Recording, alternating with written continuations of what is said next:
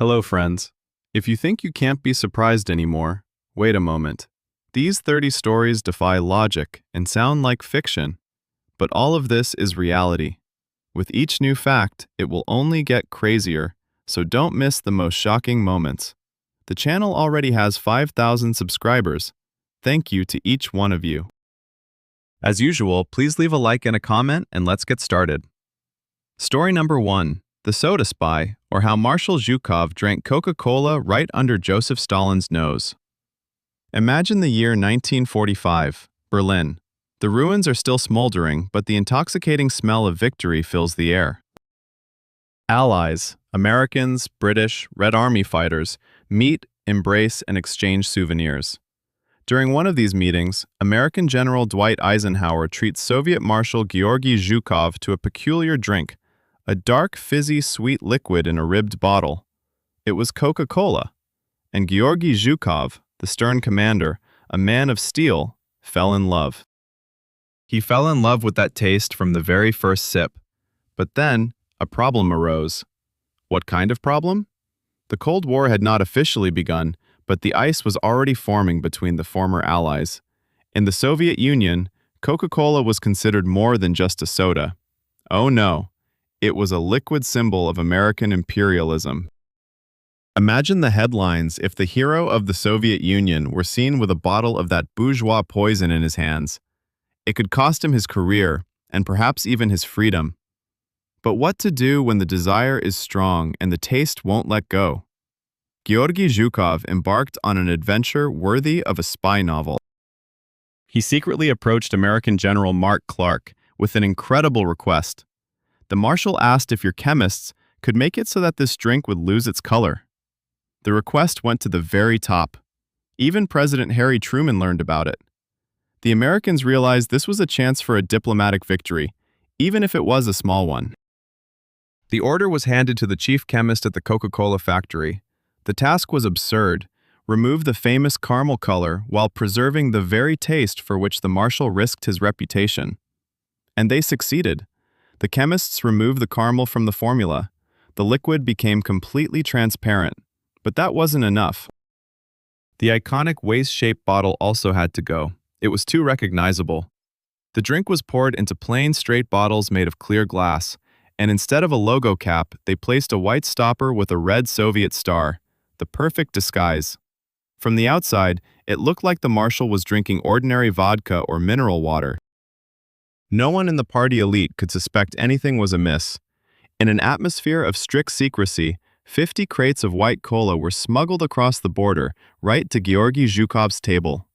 They say the marshal enjoyed his trophy for a long time, and no one ever found out that the symbol of America was bubbling in his glass, disguised as Russian classic.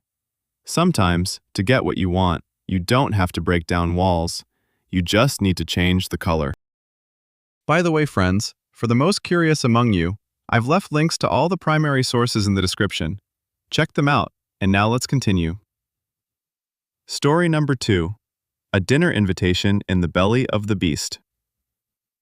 Listen, how do you plan to celebrate the new year? Olivier salad, television, sparklers, boredom? Let me tell you about a party that outshines all modern corporate gatherings combined. And you know what's the most surprising?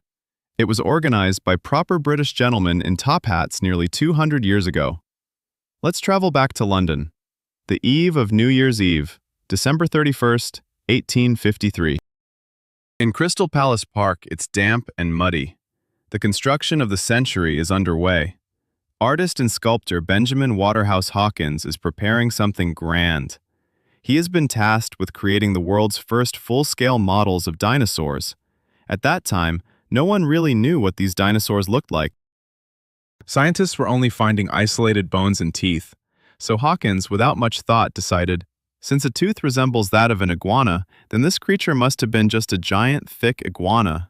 Quite logical indeed. He builds a model of Iguanodon, a huge, unwieldy creature resembling a rhinoceros covered in scales. The work is in full swing, and just when the statue is nearly complete, but the back still uncovered, a mad idea strikes Hawkins. He sends out an invitation to one of the most famous scientists of the time. The invitation states the location of a dinner inside the iguanodon. You heard that right. Imagine this scene. Evening. Gentlemen in tuxedos and starched collars, shivering from the London cold, clamber up wooden ladders into the concrete form. Inside the belly of this historical monster, a table is set. Sparkling white tablecloths, silver cutlery, crystal glasses. It looked like a surreal dream. The banquet hall walls are the ribbed sides of the concrete beast. Above the guests, instead of a ceiling, lies the winter starry sky and the dim light of gas lanterns.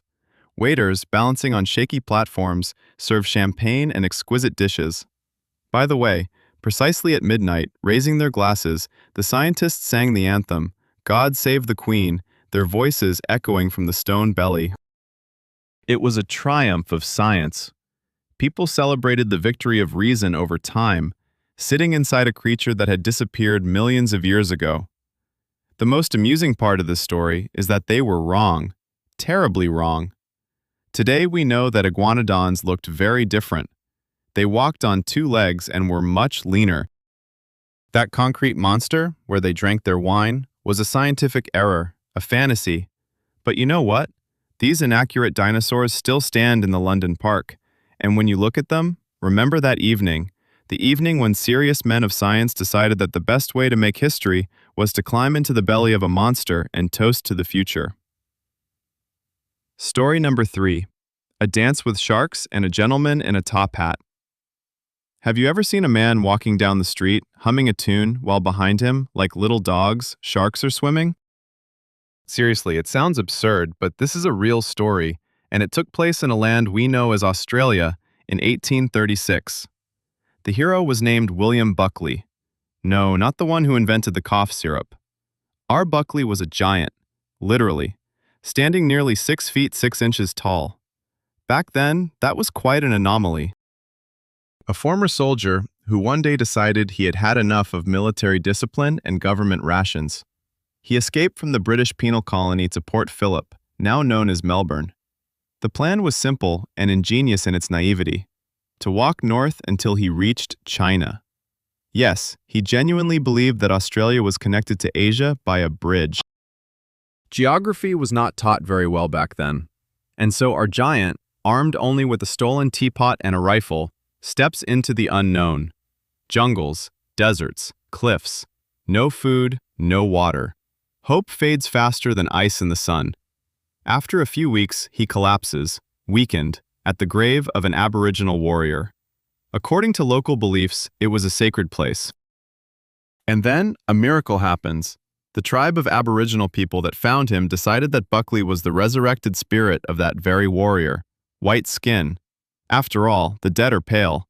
Tall stature. He's a hero after all. And the spear he picked up at the grave became the ultimate proof. They accepted him, did not eat or kill him. They began to revere him. Buckley lived with the Taurong tribe for 32 years. 32. He forgot his native language, learned to hunt, married, and became a respected elder who mediated between warring clans. And then, decades later, a new group of British settlers arrives on the shore. They set up tents, frightened of the wilderness, and wait for an attack from savages. And suddenly, from the bushes, emerges he, a huge, bearded man dressed in kangaroo skins. He approaches the terrified gentleman and tries to say something, but the words get stuck in his throat. He has forgotten English. He struggles, gestures, and then suddenly, like a flash, remembers one word, bread, and shows a tattoo on his arm. Shock does not begin to describe it. The governor was so impressed by this story that not only did he pardon the runaway convict, he made him an official translator and mediator between the two worlds. Buckley walked around Melbourne in a European suit but with a spear in hand. He was respected by both the Aborigines and the colonists, and do you know what is most surprising? In Australian English, there is still the expression, "You have as much chance as Buckley," which means you have no chance? But the irony is that he actually had a 1 in a million chance, and he used it to live 2 lives in one body. Story number 4. The Desk Detective Cat Asya and the Secret Forgotten Empire. Picture this. Winter. Leningrad, 1950. Outside, the biting wind blows and gray twilight seems to never end. Inside an old building of the Kunstkamera, in a tiny room piled high with books to the ceiling, sits a man. His name is Yuri Knorozov. He smokes one cigarette after another, and a Siamese cat named Asya is almost always perched on his shoulder. At the same time, on the other side of the world, in the hot jungles of Mexico, stand the ruins of a great Maya civilization. Stone steles, pyramids overgrown with vines, and thousands of strange symbols and hieroglyphs. And here lies the catch. No one, absolutely no one in the world, could read them. The best scholars on the planet, esteemed professors from Oxford and Harvard, struggled with this mystery for decades. The leading expert of that era, the American Eric Thompson, arrogantly declared, "The Mayans wrote not with sounds, but with pure ideas. These signs can never be deciphered." Thompson was a god in the world of archaeology. And if he said it was impossible, it meant that the door was closed and the key was thrown away. However, Yuri Knorosov had never been to Mexico. He hardly even left Leningrad. You see, he had nothing except for 3 old books, reproductions of Mayan codices, and a remarkable understanding of logic. Oh yes, and there was Asya. Yuri referred to her as his co-author. And this is no joke. He seriously observed how a cat communicates with her kittens and pondered the nature of signals and signs. But wait, it was even more interesting. Knorosov proposed a daring, almost mad idea. He said, "What has been created by one human mind can be deciphered by another." He understood what all the great minds had overlooked. The Mayan signs are not just pictures, they represent syllables. He began to compare them with an old dictionary compiled by a Spanish bishop as far back as the 15th century. The work was titanic. Imagine a person trying to assemble a puzzle made of 1,000,000 pieces without having the picture in front of them. And all of this was done alone. He garnered approving looks from his colleagues. One night, Eureka! He read the first word, then the second. It turned out that the stones of the Mayans do not sing about gods and stars as previously thought. They tell stories about people, about kings boasting of victories, about taxes on cocoa. When Knorosov published his work in 1952, it caused a real explosion in the West. Eric Thompson was furious. He called the Russian scholar a fraud and a dreamer. "How can a man who has never touched the stones of Tikal teach us?" he shouted. But truth is a stubborn thing. A few years later, it became clear that Knorosov was right. He accomplished the impossible. He cracked the code of an entire civilization without ever leaving his office. This was an intellectual feat that changed the history of an entire continent. Do you know what is most touching? When Yuri finally visited Mexico in his later years, he was welcomed as a national hero. He was awarded the highest honor, the Order of the Aztec Eagle. He stood before the Great Pyramids, which he had only seen in black and white pictures, and simply remained silent. By the way, in all official photographs, he insisted that his cat Asya's name be mentioned next to his surname. The editors, of course, crossed it out, but Knorosov believed until the end of his life that it was she who helped him understand how a living language works. Sometimes, to see what is hidden from everyone else, you just need to stop looking at stones and start listening to the silence in your own room. Or at least get a cat. Story number 5. The Royal Garden, or how dog food became Europe's greatest treasure. Have you ever wondered why we love potatoes so much? Seriously, they are everywhere. Mashed, fries, baked in coals. It seems like they have always been with us. But honestly, there was a time when people would cross themselves and spit at the sight of this root vegetable. They considered it food for the devil, or, at best, for pigs. Let's travel to Prussia, the 15th century, the mid-1700s. On the throne sits Frederick the Great, a man of sharp intellect facing a pressing issue. The country is experiencing famine. Grain harvests are failing due to the whims of the weather, and the people are starving. Meanwhile, in the cellars of scholars lies the solution: potatoes brought from South America. They are hardy, they grow in any soil, and they are filling.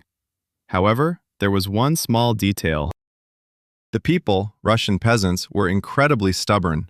The king issued decrees. He ordered them to plant potatoes. And do you know what he heard in response? "Your Majesty, this vegetable has neither taste nor smell. Even our dogs refuse to eat it." People feared that potatoes could transmit leprosy or that they were poisonous because they grow underground, closer to the underworld. Frederick realized that force would not help here. Something else was needed, something psychological.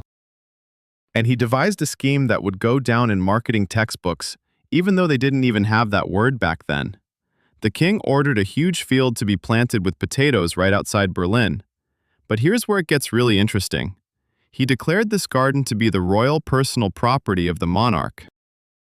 He commanded a detachment of elite guards in tall hats and with rifles to patrol the borders of the field day and night, making loud footsteps and looking as stern as possible. But there was a secret order. Frederick whispered to the commander of the guards, "Sleep on duty or pretend you see nothing. If you catch a thief, look the other way." Imagine what happened in the minds of the local peasants. They looked at this field from behind the fences. They saw the guards and whispered, "Listen, if old Frederick is guarding these dirty tubers as zealously as his crown, then there must be something truly valuable there. Surely this is food for the gods." Curiosity overcame fear. At night, when the guards were sound asleep or engrossed in looking at the stars on the other side of the field, the peasants began to sneak into the royal garden. They acted like spies. They dug up the tubers, hid them in their clothes, took them home, and secretly planted them in their gardens, thinking they were stealing gold from the king. And do you know what? The plan worked perfectly. Within a couple of years, potatoes were growing in every yard. People ate them and praised them, proudly boasting that they had outsmarted the monarch himself. And Frederick? He just smiled quietly into his powdered mustache. He defeated hunger by using a simple truth. The forbidden fruit is always sweeter, even if that fruit is a lump of dirt and looks like a gray stone. By the way, the gratitude of the Nanettes was so enduring that even today, centuries later, people come to Frederick the Great's grave in Potsdam and leave not flowers, but potatoes on his tombstone, a quiet, humble tribute to the man who understood how human desire works. Sometimes, to save the world, you don't need to build walls or lead armies. You just have to pretend you're hiding something very precious. Story number 6. The Heavenly Ark, or How a Sheep, a Duck, and a Rooster became the first astronauts in history. Listen, we're used to thinking that the road to the stars was paved by iron rockets, serious men in airtight helmets, and, well, a couple of brave dogs. But honestly, it all started in a much more ridiculous way. Long before Gagarin and Armstrong. In those days, when the main mode of transport was a carriage, and the fastest creature was a frightened horse.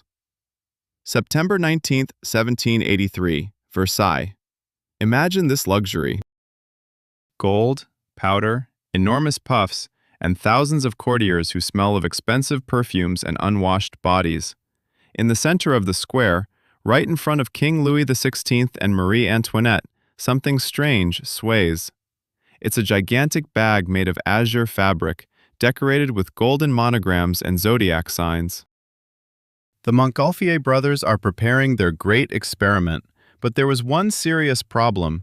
The scientists of that time passionately debated whether one could even breathe up there. Some said the air at that height turns into pure poison. Others claimed there was nothing but emptiness that would tear the lungs apart. By the way, the king suggested sending 2 convicted criminals on the flight, saying that they wouldn't be missed. But the Montgolfier brothers were humane and, well, a bit eccentric.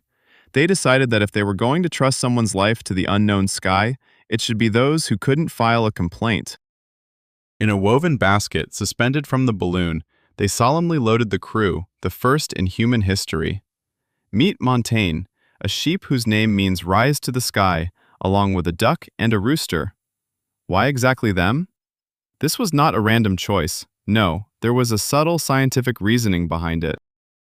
The sheep was physiologically considered similar to a human. The duck was intended to serve as a control specimen. She could already fly, height meant nothing to her. And the rooster? The rooster is a ground-dwelling bird. If he survived where only eagles could fly, then so could a human. A massive crowd of 130,000 people held their breath. Silence.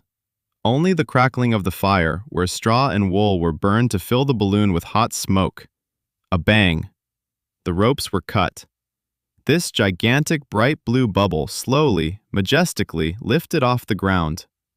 Imagine the delight of the people of that time. They had never seen anything heavier than a bird rise into the air. The balloon soared to a height of almost 500 meters. It floated over Versailles, over the forests, and astonished peasants. 8 minutes. Just 8 minutes of flight. The balloon started to cool and gently descended into a field 3 kilometers from the launch site. The entire court, led by the king, rushed there on horseback. Everyone was incredibly curious about what had become of the astronauts. Were they torn apart? Suffocated? When the people reached the basket, they saw an astonishing sight. The sheep Montaigne calmly chewed straw. The duck looked completely unflustered. The only casualty was the rooster. His wing was crumpled. But wait, that had nothing to do with physics. It turned out that during the flight, the nervous sheep simply stepped on him in the cramped basket. It was an absolute triumph. The animals became global celebrities. King Louis was so impressed by their bravery that he ordered them to be housed in his royal menagerie, where they lived out their days in comfort and pleasure. A month later, it was already people who ascended to the heavens. But it was this trio, a sheep, a duck, and a rooster, that proved to humanity, the sky does not kill, it waits. Sometimes, to take the first step into infinity, you just need to be calm enough to keep munching on hay while the royal palace drifts beneath you. Story number 7. The first hacker in history, or how a magician embarrassed the father of radio. Did you think hackers were just gloomy guys in hoodies hiding behind screens somewhere in dark basements?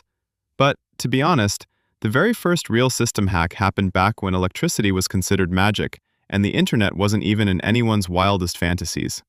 Imagine this: top hats, monocles, the scent of expensive tobacco, and the first cyber attack in history. London, June, 1903. The Royal Institute of Great Britain is packed. On stage stands the famous Italian inventor, Guglielmo Marconi, the man who just achieved the impossible by teaching the air to transmit messages over vast distances. He is preparing to demonstrate his triumph, the wireless telegraph, to the public. Marconi stands proudly on stage and declares, "My system is absolutely confidential. No one, I repeat, no one, can intercept or forge the signal if it is tuned to my frequency." The hall is filled with the luminaries of British science. The tension is palpable, so thick you could almost touch it. 300 kilometers away from London, his colleague is preparing to send the code word. Suddenly, the apparatus on Marconi's table springs to life. Levers click and the tape begins to move. But something has gone terribly wrong. Instead of the expected scientific message, the machine suddenly starts rhythmically tapping. The operator gasps as he looks at the tape. The apparatus starts spelling out in Morse code the same word again and again. Rats, rats, rats. Then the tone turns even more mocking. The machine prints a verse. One Italian has cleverly tricked them all. He pulled a fast one on the British. Can you imagine Marconi's face? He stands before London's elite, red as a tomato, while his perfect and secure machine broadcasts insulting verses for everyone to see. Who could have done this? Some evil genius? Well, no. It was much more elegant than that. The hacker turned out to be Neville Maskelyne, and he was not a scientist. He was a professional illusionist, a magician for the 4th generation. Maskelyne was outraged by Marconi's arrogance. He believed that claiming complete security in science was charlatanism, and he decided to teach the inventor a lesson using his own methods. Neville built his own radio tower nearby, assembled a powerful transmitter, and simply drowned out Marconi's signal, sending his own messages on the same frequency. He hacked the system using nothing but physics and a touch of stage audacity. The scandal was incredible. Newspapers roared with headlines. Marconi, enraged, wrote letters to the editorial offices, calling Neville's actions scientific hooliganism. But Maskelyne remained calm. He responded through the press. "I just pointed out that your door isn't locked. No need to thank me." This story serves as a lovely reminder that even the greatest minds sometimes need a good shake-up from someone who knows how to pull rabbits out of hats. It was precisely this mischief that led scientists to take communication security seriously. By the way, Neville Maskelyne became a true hero for those who value the freedom of information. He proved that if someone tells you their lock can't be picked, they probably just haven't met a real magician yet. History number 8. Living alarm clocks, or how a handful of peas replaced the morning ringtone of a smartphone. Tell me, do you often hit the snooze button on your phone in the morning? You know, when it's ringing and you, still with your eyes closed, are trying to hit the screen with your finger? Honestly, we all do that. But imagine a world where there are no buttons and no electricity. An alarm clock isn't a gadget, but a living person in a tattered coat standing outside your window at 4 in the morning. Welcome to Victorian England. The end of the 19th century, the 1990s. London, Manchester, Liverpool, cities shrouded in thick coal smoke. Factories operate around the clock. People need to wake up with the light to avoid losing their jobs. But mechanical alarm clocks were incredibly expensive back then. And honestly, they worked terribly. They could ring early, not ring at all, or simply break down. That's when one of the strangest and coziest professions in history emerged. Alarm clock men, or, as they were called in England, knocker-uppers. These people were the guardian angels of the working class. For a few pennies a week, they guaranteed that you wouldn't oversleep your shift. But how did they do it? You couldn't just knock on the door. You would wake up the entire house, including the cranky neighbor and her perpetually grumbling husband. Surgical precision was required. Most knocker-uppers used long bamboo sticks. They would approach the right house, locate the bedroom window on the second or third floor, and began carefully tapping on the glass in a rhythmic manner. Tap, tap, tap. Not too loud, so as not to scare anyone, but persistent enough to rouse a person from the arms of sleep. However, there was one true legend among them, a woman named Mary Smith. Mary was known throughout East London, and you know what? She thought sticks were outdated. She was, if you will, an innovator of her time. Mary Smith would go to work with pockets full of dried peas and a small metal tube in her hands. Imagine this scene: a foggy morning, the lamps barely shining, an empty pavement. An elderly lady walks up to a window on the 4th floor, aims and releases a precise shot of peas from the tube. Plop, plop, plop. The sound of dried peas hitting the glass was unique. It was unmistakable. Mary wouldn't leave until a sleepy face appeared in the window, waving at her to show that they were awake. By the way, many have asked a logical question: who wakes the alarmers themselves? But it was the good old hierarchy. Some of them were nightingales who didn't go to bed at all until dawn. Others paid the police to knock on their windows during the nighttime rounds. This profession lasted surprisingly long. Even when alarm clocks became cheap and accessible, people still preferred the sound of a stick or peas tapping on glass. Why? Because a bamboo stick won't stop on its own after a minute. It will keep knocking until you get up. The last alarmers disappeared from the streets only in the middle of the 20th century, the 1940s. Progress, of course, won, but sometimes, when it's drizzling outside and raindrops tap on your window, imagine it's Mary Smith from the past sending you greetings with her P-mail. Silence. A pause. A smile. The world has become louder, but it has a little less human warmth. Don't forget to set your smartphone for tomorrow. The story number 2. The Lords of Bird Droppings, or how America built an empire on ordinary guano. Listen, what do you consider real wealth? Gold bars? Diamonds the size of a fist? Or shares in some trendy tech company? Honestly, in the mid-19th century, people went crazy for things much more down to earth. Imagine stern captains, huge sailing ships, international intrigues, and all of this for piles of excrement. Yes, yes, ordinary bird droppings. Let's travel to the year 1850. The fields of Europe and America are depleted. The land is tired, crops are failing, and a shadow of a great famine looms over the world. Then scientists make a discovery.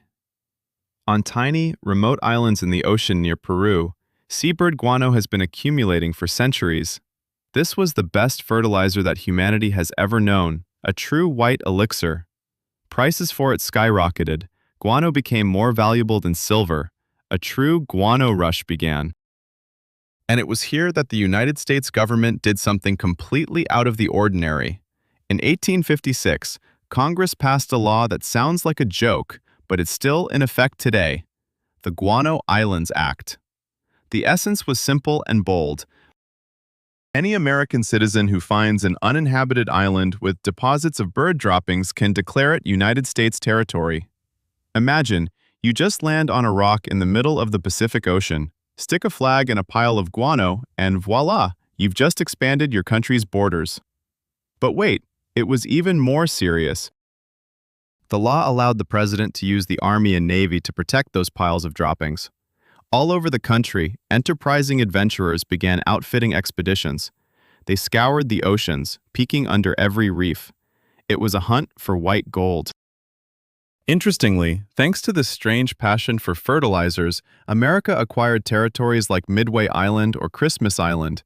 Dozens of tiny atolls became part of the empire simply because birds rested there for a long time. Imagine that atmosphere: heat, salty splashes, and thousands of workers loading this wealth into the hold of ships with shovels, all while surrounded by an unbearable stench. The entire world literally fought for the right to possess the bird droppings from these cliffs. Interestingly, this law became the first instance in which the United States began to acquire territories far beyond its continent. The empire grew not on battlefields, but on piles of manure. Eventually, chemists learned to create artificial fertilizers, and the frenzy subsided. The islands were forgotten. The vast reserves of guano dwindled, but the laws remained, and those distant atolls, where today only the waves roar and seagulls cry, are still officially considered American soil. Sometimes history takes very strange turns. Great powers build their grandeur on a foundation of what we usually just wash away. Yet, this gold saved millions of people from starvation and forever changed the map of the world. Silence. Pause. The scent of the ocean. The world is full of amazing things if you know where to look, even if you have to look at an ordinary rock covered with cormorants. Story number 10. A secret nest above Paris. Or why the entire world envied the creator of the Iron Monster. Listen, have you ever felt that you just need a place where no one can find you? A hidden refuge where phone calls, colleague requests, and the noise of the city can't reach. Honestly, each of us has such a dream. But one person in the 19th century realized it so grandly that the whole of Paris whispered about it. And no, it wasn't some castle in the woods. It was a tiny apartment 300 meters above the earth. Let's transport ourselves to 1889. Paris is buzzing. The World's Fair has just opened. It towers over the city. The Eiffel Tower. But wait, today we see it as a symbol of romance and beauty. Back then, Parisians hated it passionately. Great writers and artists called it a giant skeleton, an ink blot, and an iron monster. The guide Maupassant even dined at a restaurant at the base of the tower simply because it was the only place in Paris where it couldn't be seen. But Gustave Eiffel, the creator of this lace giant, was a man with a secret. When the tower was finished, at the very top, just below the technical platform, he set up an apartment for himself. Imagine this contrast. Outside, cold, harsh iron, millions of rivets, and the whistling of icy wind. And inside, there was true warmth of the 19th century. Soft wallpaper in warm tones, expensive wooden furniture, luxurious carpets in which feet would sink. There was even a piano, a small kitchen, and a cozy bedroom. It was the highest living space in the world, a personal island of tranquility above the clouds. As soon as the Paris elite learned about Eiffel's nest, madness ensued. The richest people on the planet, American millionaires and European aristocrats, flooded Gustave with letters. They offered him entire fortunes for the chance to spend even a single night in that apartment. The sums were astronomical, thousands of francs that could have covered part of the tower's construction. And do you know what Eiffel replied? He said no to everyone, without exception. He did not rent out the apartment for even an hour. For him, this place was a sanctuary of science and friendship. He only welcomed those whom he considered equals in spirit. The most honored guest in this heavenly study was Thomas Edison. Imagine this scene. Two of the greatest minds of that time sit in cozy armchairs at a bird's-eye view, sipping cognac and discussing the future, while below, Paris buzzes in the fog. It was there that Edison gifted Eiffel one of the first phonographs. By the way, the towers were supposed to be demolished 20 years after they were built. That was the agreement. But Eiffel loved his creation and his secret apartment so much that he began to fill the tower with scientific instruments. He installed a weather station, antennas for radio communication, and laboratories. He did everything to prove that the tower was not just an ornament, but the brain of France. And he succeeded. The tower was saved. Today, if you go to the very top of the Eiffel Tower, you can peek into the window of that very apartment. It is recreated to reflect that time, and even wax figures of Eiffel and Edison stand there, frozen in eternal conversation. But honestly, looking at them, I always think about one thing. How important it is to have a place that cannot be bought for any amount of money. A place where you rise above all problems, above the hustle and bustle, and even above Paris itself. Silence. A pause. Only the wind and the iron beams. The world is full of noisy achievements, but the most interesting things often happen in places that can only be reached by a narrow spiral staircase, closed off to everyone except for a few old friends. Story number 11. The Man Who Bought the Moon for 50 pesos. Listen, have you ever dreamed of real estate? You know, to have your own piece of land, a garden, a fence, and $1 million view. Honestly, most of us save for years just to buy a tiny apartment in a residential area. But one man in the mid-20th century decided not to be petty. He didn't settle for buying land in the suburbs. He decided to take it all at once. Let's transport ourselves back to 1953. Chile, a small town called Talca. There lives a lawyer named Hinara Agajardo Vera. An eccentric, dreamer, and, let's be honest, incredibly meticulous person. Hinara really wanted to join the local prestigious social club, but there were strict rules. To become a member of the club, you had to own property, and Hinara had neither a house nor a patch of land, only a law degree and a rich imagination. And then he had a grand, almost mad idea. He looked up at the night sky, the moon, a huge, unclaimed silver sphere that has hung over our heads for millions of years. Hinara wondered, who actually owns it? He dug into the archives. He scoured all the laws of Chile and international acts. And do you know what he found? Nothing. In 1953, there wasn't a single law that prevented a person from claiming rights to a celestial body.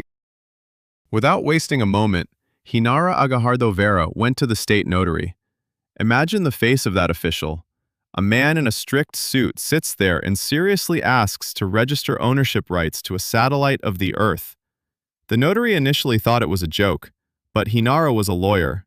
He acted strictly according to protocol. By law, in order to declare the land as his own, 3 conditions had to be met. The first was to publish an announcement in the newspaper 3 times. Hinara did just that. The second was to wait 1 month to see if any other claimants would appear. No one showed up. Everyone thought it was just an amusing anecdote. The third condition was to pay the state duty. Hinara shelled out 50 pesos, a trivial amount, the price of a good dinner. And so, on September 25, 1953, the notary affixed his seal to the official document. It stated in black and white, Hinara Agajardo Vera is the lawful owner of the moon, a celestial body with a diameter of 3.475 kilometers. Of course, he was welcomed into the social club with great respect, but the story didn't end there. The most interesting events began in 1969. The Americans were preparing the Apollo 11 mission. Astronauts were planning to land on the moon, and suddenly, a legend spread across the world. However, wait, everything was framed as an official request. It is said that President Richard Nixon sent Genaro Agajardo an official letter. He politely asked for permission for the American astronauts to land on his territory. Genaro, being a true gentleman, responded the same day. He wrote, "On behalf of the Chilean people, I grant permission for Neil Armstrong's mission and the Odessa base to land on my satellite." Whether this is true or a grand myth is still debated. But one thing is certain. When the Chilean tax inspectors visited Genaro to demand property tax, he simply suggested they ascend to the moon and personally assess the property. This ended the questions from the tax office. Before his death, Genaro Agajardo Vera left a will. It was short and poetic. He wrote, "I bequeath my moon to all of humanity. May it belong to all of you equally." Silence, a pause, a gaze upwards. The next time you see a full moon, remember the lawyer from the little town of Tarika. He proved that sometimes, to own the world, you don't need millions. You just need to understand the laws and have the audacity to claim your right to a dream. Story number 12. The paper internet of a Belgian dreamer, or how one man decided to collect all the knowledge of the world in a single cabinet. Listen, do you remember the world before search engines? You know, when to find out why the sky is blue or how much an elephant weighs, you had to go to the library and spend hours flipping through dusty tomes? Honestly, we have gotten used to having all the knowledge of the world in our pockets. One tap, and it's done. But imagine a person who envisioned Google back when electricity was a luxury and radio seemed like a miracle. Brussels, the early 20th century, 1910. In a huge building resembling a maze, there lives a man named Paul Otlet. He wasn't a king or a great conqueror. He was a librarian. But what a librarian! Paul was obsessed with one idea, grandiose, almost mad. He wanted to read everything. And not just read it, but to systematize every piece of knowledge ever recorded by humanity. He created something he called the Mundaneum. Imagine endless rows of wooden cabinets, thousands, tens of thousands of drawers, filled with cards, small neat sheets of paper. By the end of his life, Paul Otlet had collected 12 million of these cards. They contained everything from ancient recipes to blueprints for the first airplanes. But the most astonishing part is not the sheer volume of paper. No, listen. Paul Otlet invented a system of linking these cards together. He connected them with references. If you read about the moon, a reference would take you to tides, and from tides to ocean life. Sound familiar? Yes, these were the first hyperlinks in the world. 70 years before the internet, this Belgian created its paper prototype. But that's not all. Hold on tight. In 1934, Paul Otlet wrote a book describing the future, and this description is hauntingly accurate. He predicted that one day, people would not need to come to his Mundaneum. Paul described an electric telescope through which people could connect to a central repository of knowledge from their homes. He said that text and images would appear on screens. He even envisioned something like social networks, where people could exchange thoughts from a distance. In the 30s, when the gramophone was the height of dreams, by the way, Paul even had his own version of a support service. Anyone from anywhere in the world could send him a letter or telegram with a question. For example, what is the average temperature in Cairo? The staff of the Mundaneum would rush to the cabinets, find the necessary card, and send the answer back via telegram, for a small fee of 27 cents per question. It was Google on horseback, slow, paper-based, but effective. Unfortunately, history can be cruel. When the war started, the Nazis occupied Brussels. They did not understand the value of millions of cards. They needed space for exhibitions of the Third Reich. They simply threw away thousands of drawers filled with unique data to clear the halls. Paul Otlet watched this with a broken heart. He died in 1944, never witnessing the triumph of his ideas. Silence. Pause. The rustle of pages. Today, the Mundaneum has been restored. It is a museum in the Belgian city of Mons. And when you next enter a search query, remember the humble librarian with his 12 million cards. He knew that information is light, and he tried to ignite that light for the whole world, using nothing but paper, a pencil, and an unshakable belief in human intellect.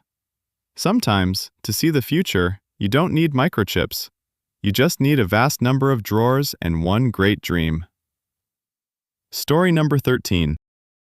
A violinist on wheels, or the most graceful failure in the history of London parties? Listen, have you ever tried to make an unforgettable impression on someone? You know, to walk into a room and have all eyes on you. Silence, whispers, admiration. Honestly, everyone has had a moment in life when they wanted to feel like the king of the situation. But one gentleman in the 16th century decided that just walking in was too boring. He chose to roll in. London, 1760. In one of the wealthy mansions, an exquisite masquerade was bustling. The scent of powder, the shimmering of hundreds of candles, the rustle of silk dresses. Ladies in enormous wigs shield themselves with fans, while their gentlemen compete in wit. In the midst of the evening, the doors of the hall burst open, and a man enters. No, wait, he flies in. His name is John Joseph Merlin. He is a brilliant mechanic, a clockmaker, and, to put it plainly, a great lover of spectacle. He is adorned with a powdered wig and a masquerade costume. But that's not the strangest part. In his hands, he holds a violin and a bow, and on his feet are something unimaginable. John has attached small metal wheels to his shoes, arranged in a single line. These were the first roller skates in the world. Imagine the shock of the crowd. People of that time had never even seen a bicycle, and here is a man literally gliding over the parquet floor. He glides between the guests. His movements are smooth, almost magical, while passionately playing a virtuosic melody on the violin. It was a performance of the future, a triumph of engineering ingenuity. But there was one tiny detail, a minuscule oversight that John somehow forgot in his creative frenzy. Brakes. They simply did not exist. John Joseph Merlin accelerated. The metal wheels on the smoothly waxed parquet transformed him into an uncontrollable rocket. He realized this far too late. The melody of the violin became faster, probably out of panic. Guests began to scatter in horror in every direction. Ahead, at the very end of the hall, loomed a massive, two-person-high mirror in a gilded frame. The pride of the host, valued at 500 pounds sterling. Then, everything seemed to happen in slow motion. The piercing screech of wheels against the wood. The last desperate note of the violin. Crash. John, at full speed, crashed directly into the mirror. Thousands of shards flew across the hall, sparkling in the candlelight. The violin shattered into pieces. The mirror turned to dust. Fortunately for the inventor, he emerged with only bruises, fright, and a large bill for the damaged property. You think that was the end? Not at all. Listen, this epic failure turned roller skates into a legend. All of London was abuzz about the madman on wheels. Despite the broken mirror, people were captivated by the very idea of effortless movement. It took nearly 100 years before another inventor thought to add brakes and rubber wheels, but it was that reckless flight of John Joseph Merlin that sparked the idea. By the way, John did not abandon his pursuits. He continued to invent strange things, chairs, patient carts, and even mechanical peacocks. But he entered history as the man who proved that sometimes, in order to turn a new page in history, you must crash into the old one, with a skater in hand, preferably. Silence. A pause. The sound of broken glass in the memory of history. The world loves the bold, even if their boldness ends up in a heap of shards on the ballroom floor. Story number 14. The Dusty Show of Gentleman Booth, or how tea time turned into a dirt hunt. Listen, do you enjoy cleaning? Well, honestly, a vacuum cleaner is such a mundane tool. You press the button, it hums, and in 10 minutes, the carpet looks brand new. But, frankly, there was a time when dust was considered an unbeatable monster. She lived in heavy velvet curtains, surrounded by enormous Persian rugs and powdered wigs of London's elite. They fought her cruelly. The rugs were taken outside and mercilessly beaten with sticks, dust flying everywhere in an endless cycle. London, 1901. In one of the city's restaurants sat an engineer named Hubert Selb. He had just watched a presentation of a new machine for cleaning railway cars. That machine worked simply. It blew dust away with a powerful stream of air. Hubert frowned. He thought, "This is foolish. You're just moving dirt from one pile to another." He asked the inventor, "Why not try sucking up the dust?" The inventor laughed in his face. "Sucking up dust, young man, is impossible. Dust is too unpredictable for that." But Hubert was not one to retreat. He decided to conduct an experiment right there in the restaurant. Imagine this scene. A respectable gentleman in an expensive suit suddenly drops to his knees in front of his velvet chair. He pulls out a pristine white silk handkerchief from his pocket, lays it across the seat, and, pressing his lips tightly to the fabric, inhales with all his might. Well, it certainly looked, at least, strange. Hubert nearly choked. He coughed, his face turned red, but when he raised the handkerchief and looked at the other side, there was a dark spot. Dust. It had passed through the silk and remained on the fabric. The idea worked. The mechanism was conceived in that very moment. Thus, the snorting Billy was born. But don't think it was a small box. Oh no, it was a monster. A gigantic machine, the size of a car, painted bright red. It was pulled through the streets of London by 2 horses. The engine ran on gasoline and roared so loudly that even the toughest cabs were startled. Since the machine couldn't fit through doors, Hubert came up with a brilliant solution. He used gigantic 30-meter hoses.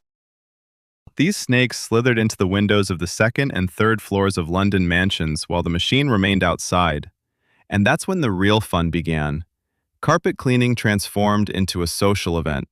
Imagine the lady of the house inviting her friends for tea. They sit in the parlor, sipping tea from the finest porcelain, while a huge hose peeks through the window. The ladies watched in delight as mountains of dust flowed through the glass insert in the pipe, leaving their cozy rooms forever. This was called vacuum tea parties, the latest fashion craze. By the way, Hubert's triumph occurred in 1902. The coronation of King Edward was approaching, and then disaster struck. It turned out that the enormous blue carpet in Westminster Abbey was caked with dust. There was no time to beat it. The guards were in a panic, and then Hubert and his Billy were called in. The machine worked for 24 hours. The carpet shone so brightly it blinded the eyes. The king was so delighted that he immediately bought 2 machines, one for Buckingham Palace, the other for Windsor Castle. However, there were difficulties. The police often fined Hubert because his roaring monster scared horses and caused traffic jams. And once, he was even accused of theft. The stern guardians of order decided that since the machine sucks up dust, it certainly can also suck up jewels hidden within homes. Hubert had to dump a mountain of dirt right in front of the judge to prove that there was nothing in the tank except for garbage and a couple of forgotten buttons. Silence, a pause, the cozy humming of the motor. The next time you turn on your silent robot vacuum, remember Hubert Cecilia Butt, the man who wasn't afraid to kiss a dirty chair for the sake of a grand idea, and who turned mundane cleaning into the greatest show in London. Sometimes, to make the world cleaner, a little noise is needed throughout the street first. Story number 15, The Great Dance of the Boulders, or How One Woman Decided to Move a Mountain. Listen, have you ever tried to move a heavy wardrobe in your apartment? You know, the oak one stuffed with books and grandma's crystal? Honestly, after 5 minutes of pushing and tearing up the linoleum, we usually give up and call for help from all the neighbors.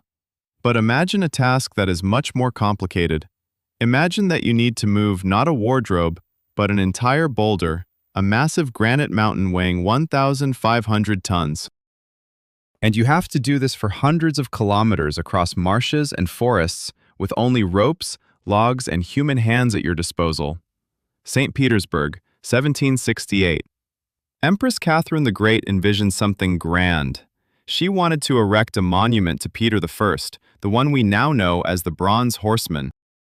But Catherine was a woman of character. She didn't want a common pedestal made from blocks of stone. No, she wanted a whole boulder lying under the horse's hooves, symbolizing the wild nature that the great king had conquered. The problem was one: where to find such a boulder? A reward was announced. And so a peasant named Semen Vishnyakov remembered. There is a huge boulder in the forests outside Petersburg in a place called Lakhta. Locals called it the Thunderstone because it had once been struck by lightning, chipping off a piece. The stone was half buried in the ground, covered in moss, and appeared completely immovable. Scholars of that time, looking at this granite giant, shook their heads. Moving it in the 16th century is impossible, they whispered in their offices. But Catherine found a man who didn't know the word impossible.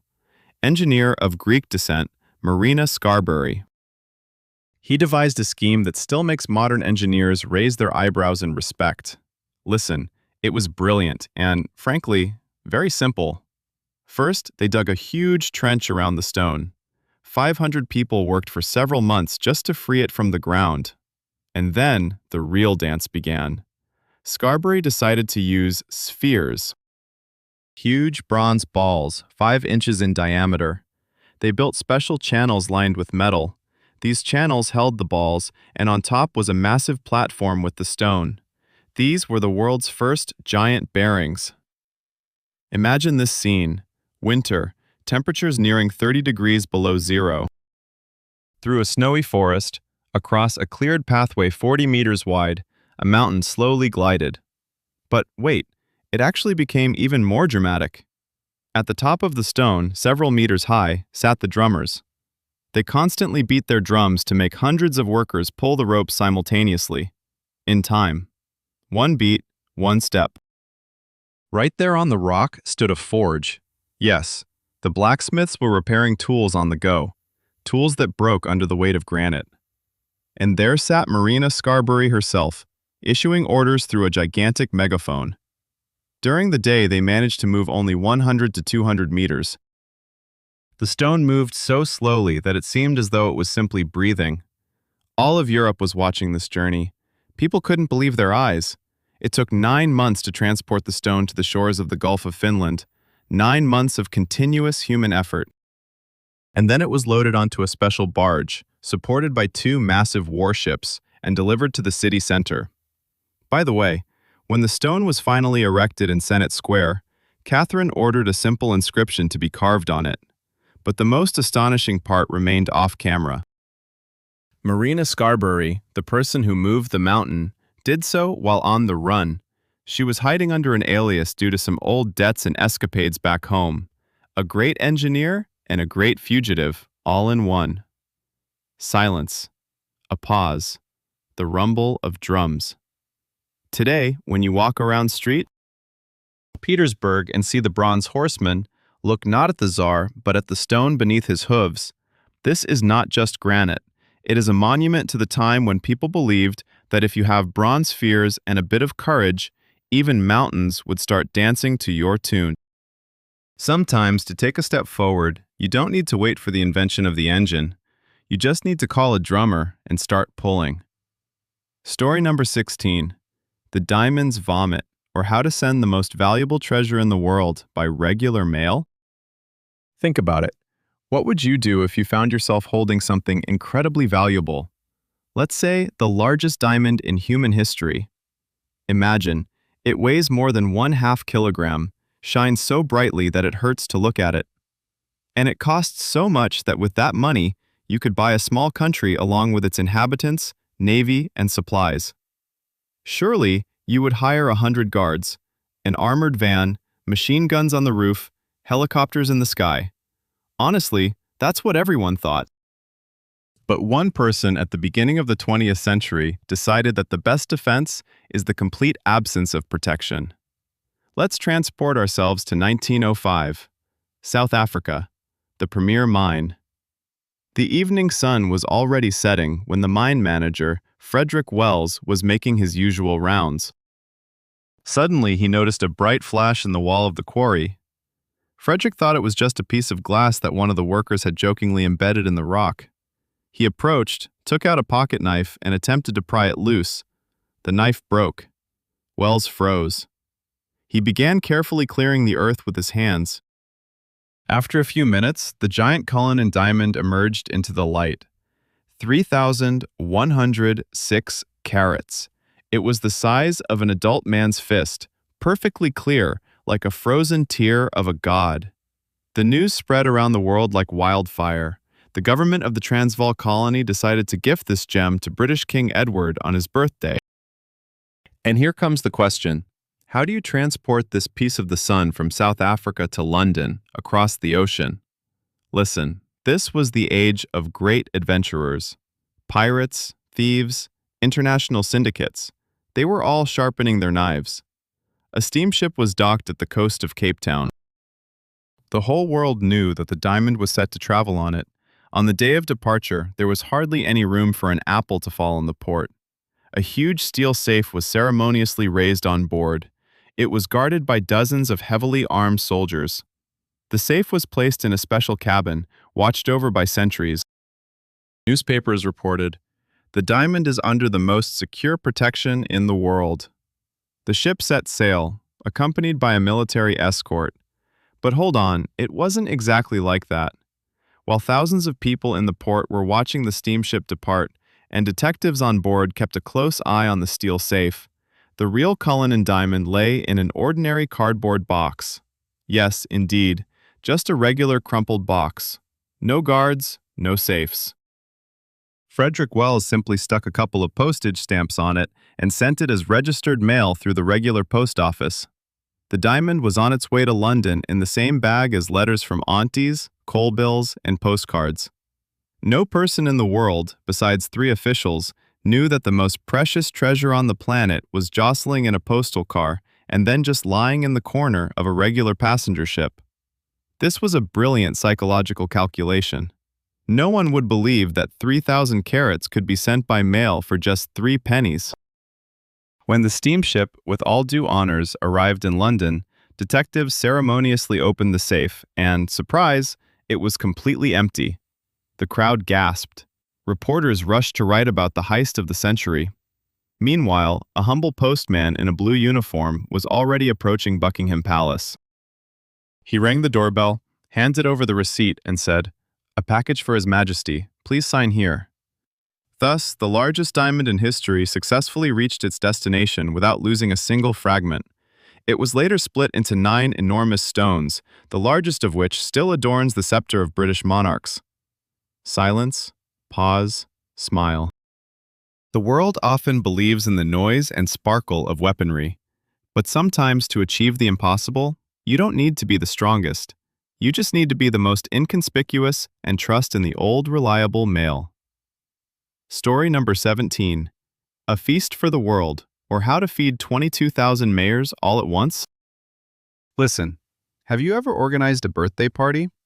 Something where not just 5 people show up, but, say, 20? Remember that panic? Will there be enough chairs? Will the salad run out? Now imagine that you need to invite the entire leadership of the country for a meal at the same time. And not just the leadership, but every single mayor from every city and the tiniest village. Paris, September, the 22nd day, 1901. France is celebrating the centenary of the Republic. The World Expo is in full swing. The Eiffel Tower is already piercing the sky, and the first clumsy cars are rolling through the streets. But President Émile Loubet decides that this is not enough. He wants to arrange something that will make the world gasp. He decides to gather all the mayors of France for one giant banquet. And that's where the real technical nightmare begins. Wait a minute, it wasn't a nightmare. It was a triumph of logistics. Imagine the Tuileries Gardens. A vast space filled with tables. But these tables aren't just arranged in groups. They stretch into endless lines. If you were to line them all up, it would span a distance of 7 kilometers. 7 kilometers of tablecloths, utensils, and glasses. But how do you seat 22,295 people? The organizers divided the garden into zones. Each guest received a ticket with their section and table number. And do you know what's the most amazing part? To ensure guests didn't get lost in this maze of chairs, maps were hung everywhere, and the attendants used semaphore flags to give signals. Now, let's talk about the kitchen. Oh, that was the heart of this madness. 600 chefs, 2,000 waiters, and 3,000 support staff. But there was one problem: the distance. The garden is enormous. By the time a waiter carries a hot dish from the kitchen to the table at the end of the line, it would become cold. And that's when the French showed their legendary ingenuity. They used bicycles. Listen, it was an incredible sight. An army of waiters on bicycles, balancing enormous trays, sped along specially paved paths between the tables. It was a true ballet on wheels. Wine. It was brought in huge barrels on special wagons pulled by horses. 125,000 plates, 600,000 pieces of cutlery, and everything had to shine. By the way, the menu was simply royal. There was no place for fast food. Beef fillet, salmon with sauce, exquisite pâtés, and of course, mountains of fruit. Rumor has it that around 50,000 bottles of wine were consumed during the single meal. Imagine the atmosphere. Noon, the sun glinting on the tablecloths, thousands of men in formal tuxedos and waxed mustaches simultaneously raised their glasses to the prosperity of France. The cheers could be heard on the other side of the Seine. And the most incredible part? This giant meal went off perfectly, without a hitch, without broken plates, and almost without hungry bones left behind. The whole world then realized that if the French could organize a meal for 22,000 people outdoors, then nothing was impossible for them. Silence. A pause. The clink of glasses in the fog of time. Today, we complain if our pizza isn't delivered within 30 minutes. But back then, at the very beginning of the 20th century, people built entire towns out of tables and transported soup on bicycles just to show, we are together, we are one country. And this, quite frankly, deserves respect. Story number 18. The Secret Bullet Under Broadway, or How One Man Deceived the Most Powerful Thief in New York. So, have you ever tried to do something on a large scale, secretly from everyone? Let's say, building a house in your backyard without your neighbors noticing. Honestly, that's nearly impossible. There's always someone curious. Now imagine you decided to build an entire railroad underground, right beneath the main street of the noisiest city in the world. And all of this under the noses of corrupt authorities who would have crushed you to dust for even thinking about it. New York, the end of the 1860s. The city is choking. Broadway is a true hell. Thousands of horses, wagons, omnibuses, dirt, shouting, and unbearable noise. To walk just a few blocks, people had to spend hours. And then, one man named Alfred Ely Beach, the publisher of Scientific American, decided, enough, it's time to go underground. But there was one problem, a huge, fat, and very angry problem.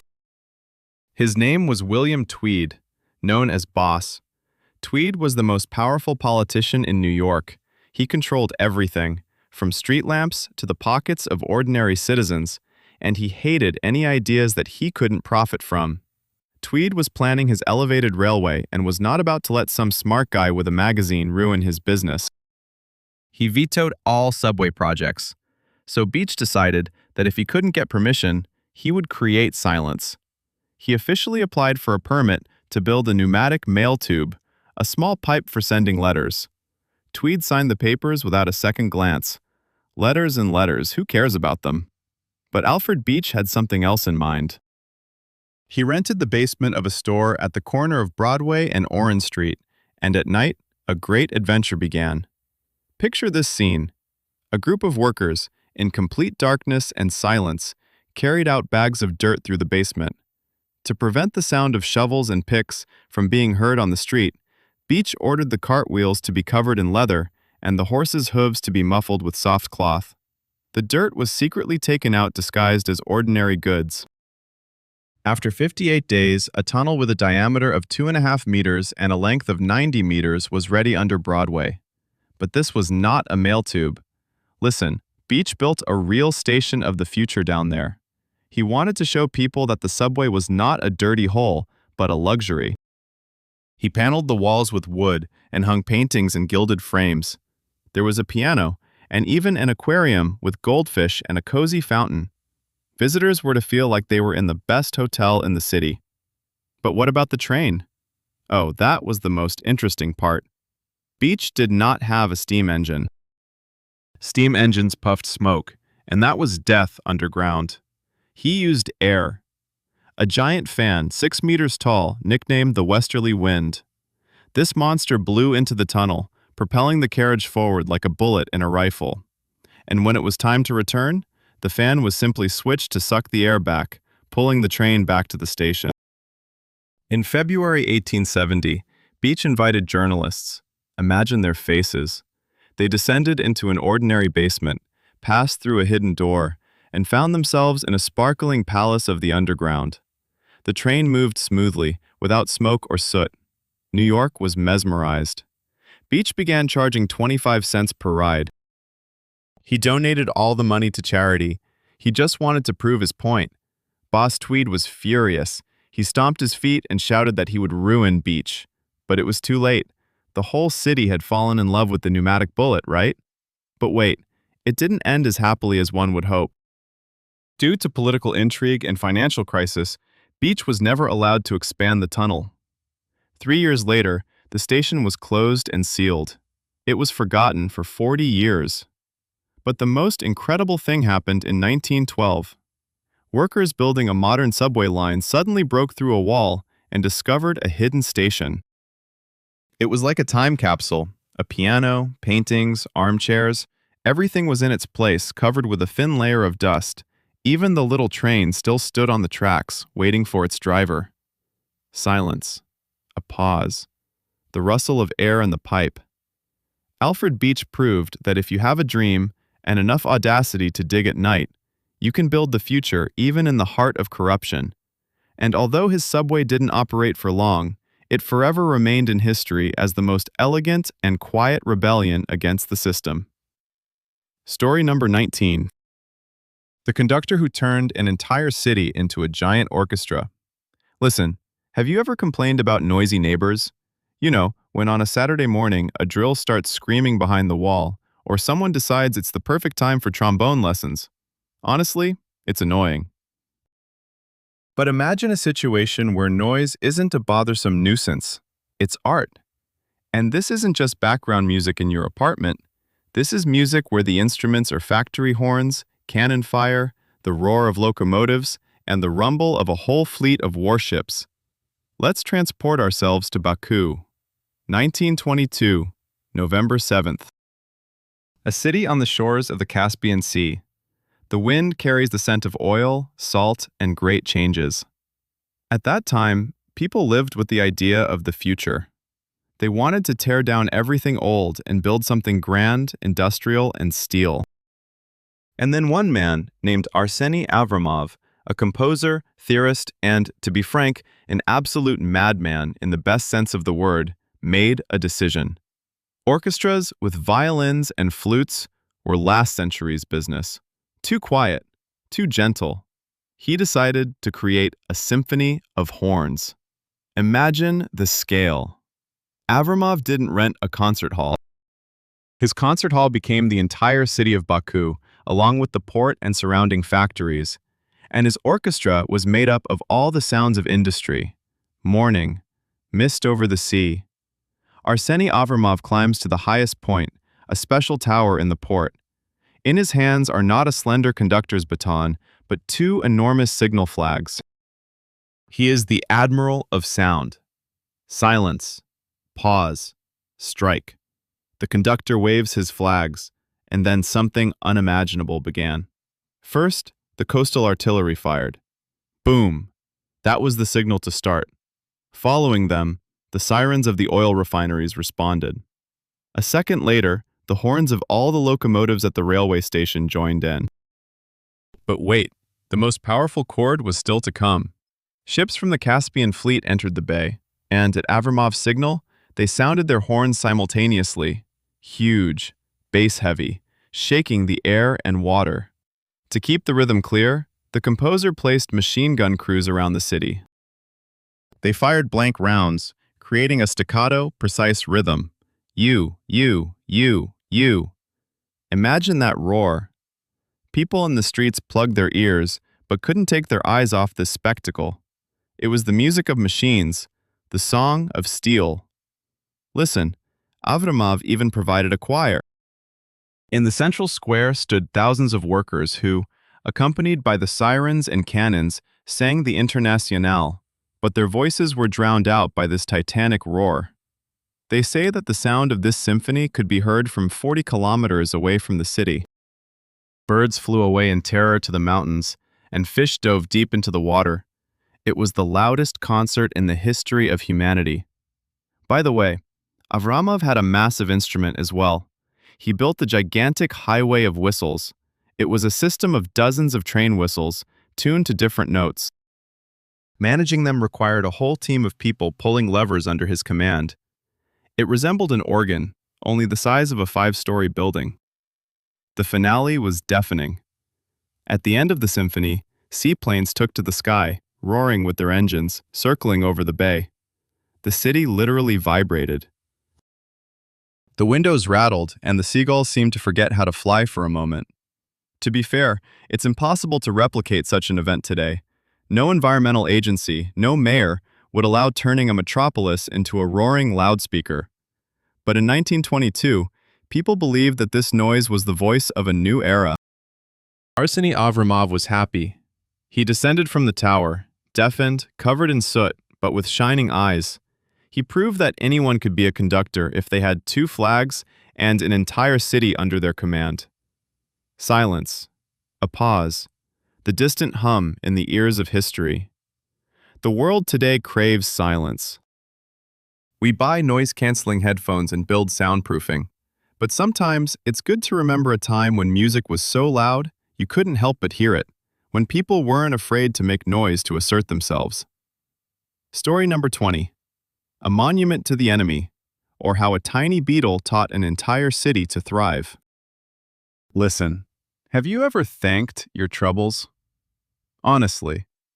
Usually, when some misfortune occurs, whether it's spilled coffee on a white shirt or a sudden car breakdown, we complain, become angry, and blame the whole world. Now, imagine an entire city deciding to build a monument to their greatest enemy, a creature that came to take everything from them, their homes, their food, and their future. Let's travel to Alabama, the town of Enterprise, at the beginning of the 20th century, the 1910s. At that time, the South of America had one monarch, the King of Cotton. If you lived in Alabama, you grew cotton. If you were a trader, you sold cotton. The prosperity of thousands of families depended on those fluffy white boxes. People believed it would always be this way. But nature had other plans. Slowly, yet relentlessly, an army was advancing from Mexico. Tiny, almost invisible. It was the cotton boll weevil, a small gray beetle with a long snout. Now, it looks almost comical if you don't know what it's capable of.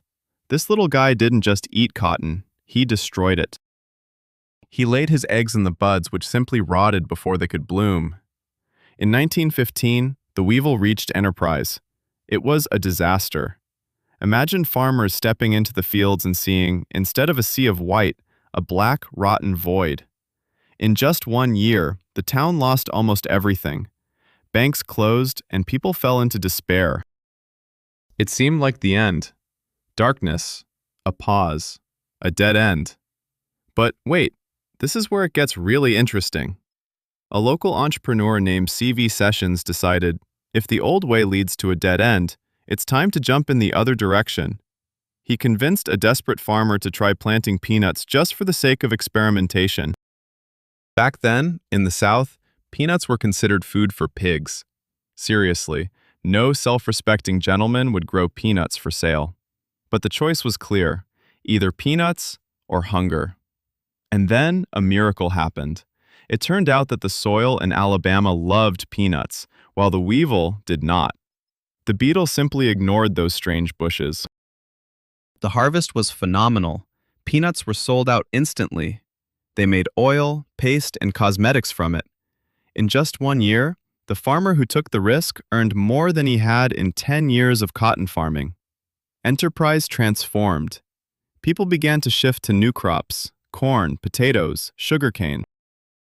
The town didn't just survive, it became 3 times wealthier than it was during the days of cotton slavery. And here's where the townspeople did something that still leaves tourists in disbelief. In 1919, they pooled their money and erected a luxurious monument in the very center of town, in the main square. A tall female figure in ancient garments raises a giant weevil above her head. On the pedestal, there is an inscription in deep gratitude to the cotton weevil for being the harbinger of prosperity. Listen, this is the only agricultural pest monument in the world, built by its victims. This is a story about how sometimes we need a painful nudge to finally stop doing what isn't working. The residents of Enterprise realized that without that little gray bug, they would have continued to depend on one fickle crop, trembling over every harvest. The weevil forced them to become flexible, smart, and brave. By the way, today, Alabama is one of the world leaders in peanut production, and the little bug still proudly towers over the city, reminding all passers-by, sometimes the biggest disaster is actually the biggest opportunity. The key is to switch from cotton to peanuts in time. Silence. A pause. A smile across time. The world is full of unexpected allies, even if they have 6 legs and a very long nose. Story number 21. The Mechanical Duck of Versailles, or How a Watchmaker Made the World Believe in Life Inside Metal. Listen, have you ever wondered where that fine line lies between a soulless machine and a living being? Well, to be honest, today we're used to robots that vacuum our floors, or politely respond to us from our smartphones. But imagine a world where the most complex mechanism was a clock tower, and electricity was considered a pastime for bored aristocrats. And in this world, something appears that leaves kings and scholars open-mouthed in astonishment. Let's travel to Paris. Spring, 1738. In one of the halls on Rue Grenelle, there's hardly any room to spare. Powder, silk, the scent of wax candles, and heavy perfumes. All eyes are fixed on a small pedestal, where a duck stands. At first glance, it seems to be just an ordinary duck made of gilded copper. But hold on, it was not that simple at all. Its creator was named Jacques de Vaucanson. He was the son of a glove maker, but within his fingers resided the magic of gears and springs. Jacques stepped out in front of the audience, bowed, and offered a dish of grain to the beak of the copper bird. Then, something unimaginable happened. The duck stretched its neck. It flapped its wings, with each feather hand-carved and fitted perfectly. It made a sound, but the most incredible part was that it started to eat. The bird swallowed the grain, performing utterly natural swallowing motions. It drank water, moving its head. But wait, the climax was yet to come. After a while, the duck, to put it mildly, digested the food and delivered the results right before the astonished crowd. This was shocking, a true intellectual explosion. People at that time genuinely wondered whether this clockmaker had instilled a living soul into copper. Vaucanson did not hide the mechanism at all. On the contrary, he made the body of the duck translucent, so everyone could see hundreds of tiny levers, chains, and springs that made the bird move. Walter, the great philosopher, was so impressed that he called Vaucanson a rival to Prometheus. But do you know what the main irony was? Jacques de Vaucanson was not just a magician, he was a genius who was a century ahead of his time. Inside this duck, he was attempting to recreate the chemical process of digestion. He wanted to prove that the human body is, in its own way, a complex and incredibly delicate mechanism. He dreamed of creating an artificial human that could breathe and feel. By the way, the fate of this copper bird turned out to be almost detective-like. It traveled across Europe, amazing kings and scholars.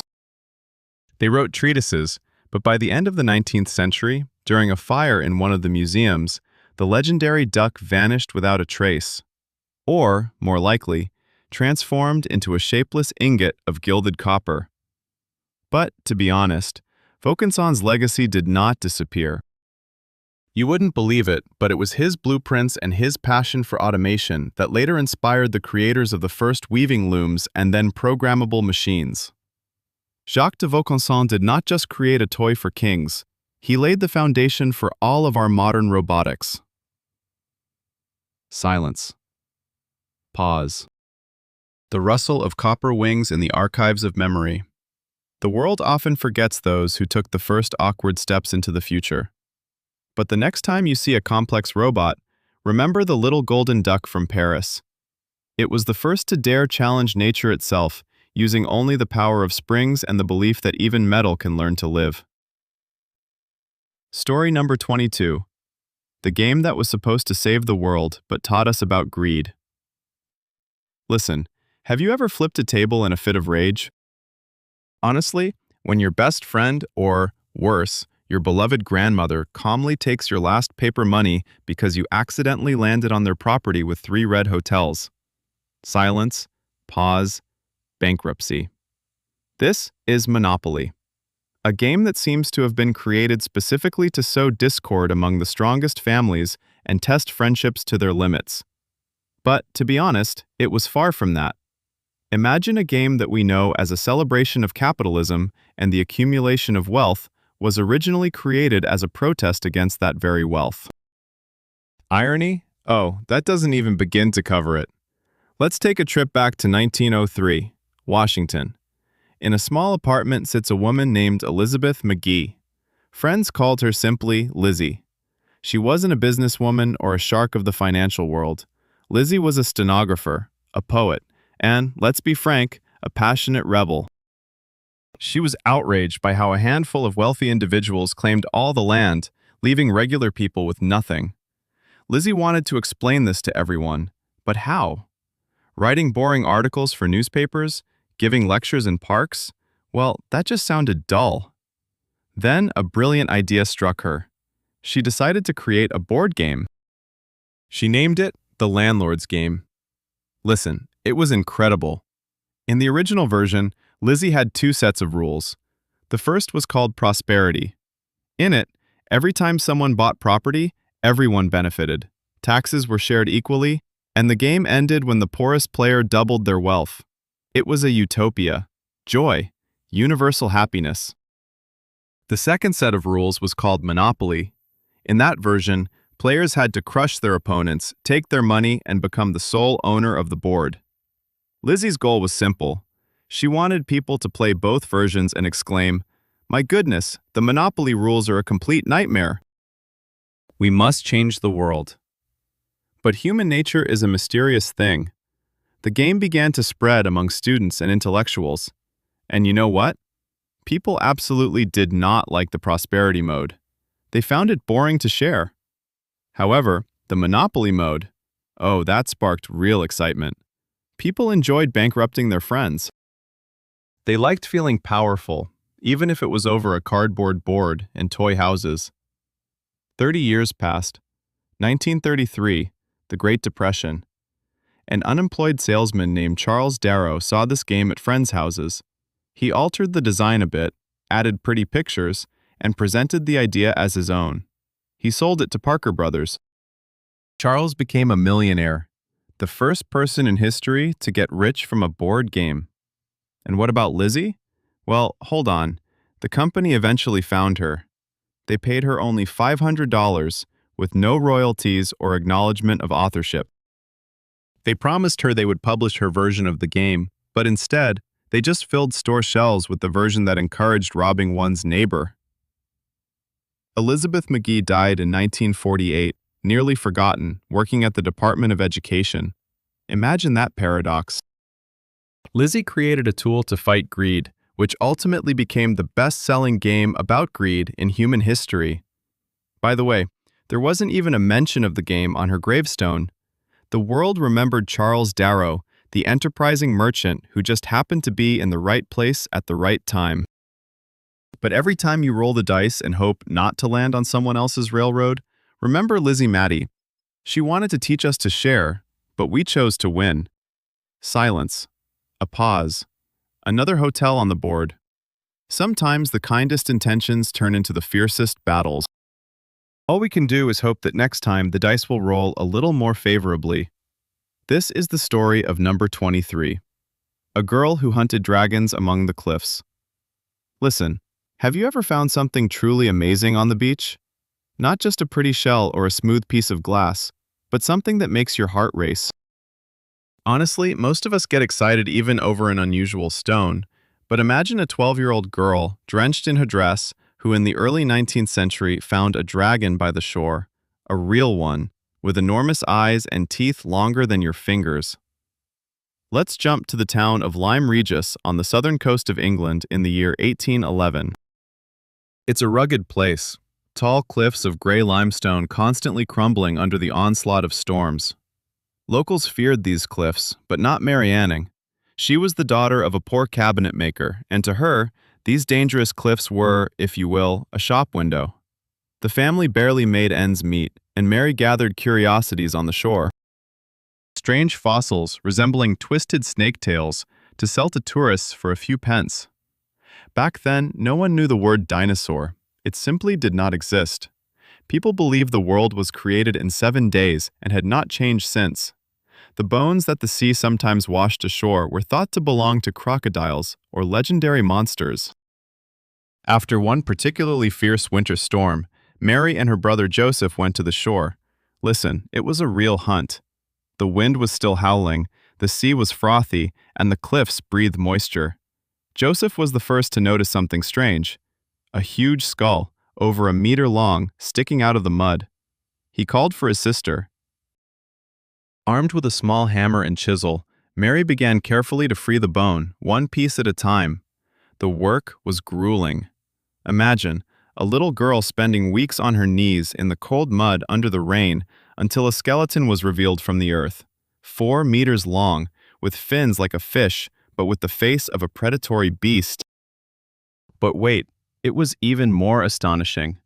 When news of this find reached London, scientists in top hats flocked to the town.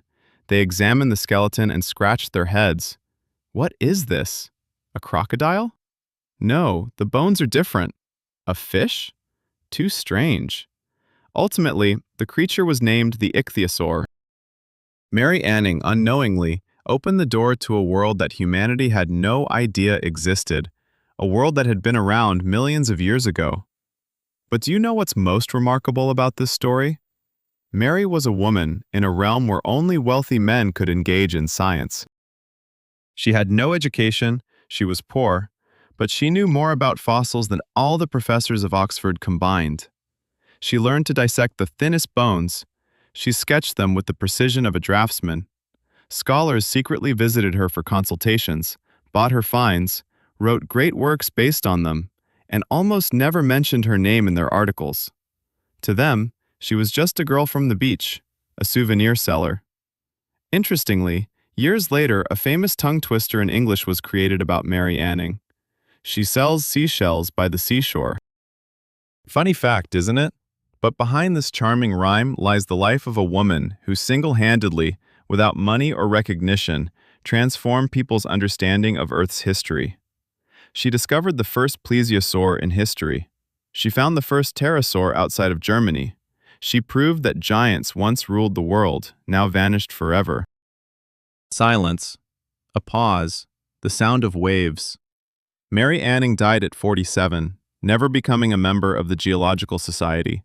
They simply did not allow women in. But today, she is called the mother of paleontology, and those very dragon bones she pried from the mud with her small hands still hang in the halls of the Natural History Museum in London, making every visitor feel a sense of awe before the greatness of time. Sometimes, to change the world, you don't need to be a professor or have millions in your bank account. You just need to not fear the storms, take a small hammer in hand, and believe that beneath the next layer of clay, a true miracle awaits you. Story number 24.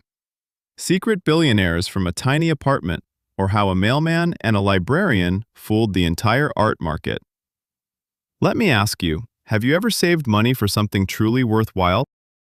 Let's say for a new sofa, a sea vacation, or, if luck is really on your side, for a used car. To be honest, we all tend to count every penny, but imagine a couple from New York living in such a small apartment that it barely fit two cats and a bed. Yet, in their closets, under the sofa, and even in the bathroom lay treasures worth hundreds of millions of dollars.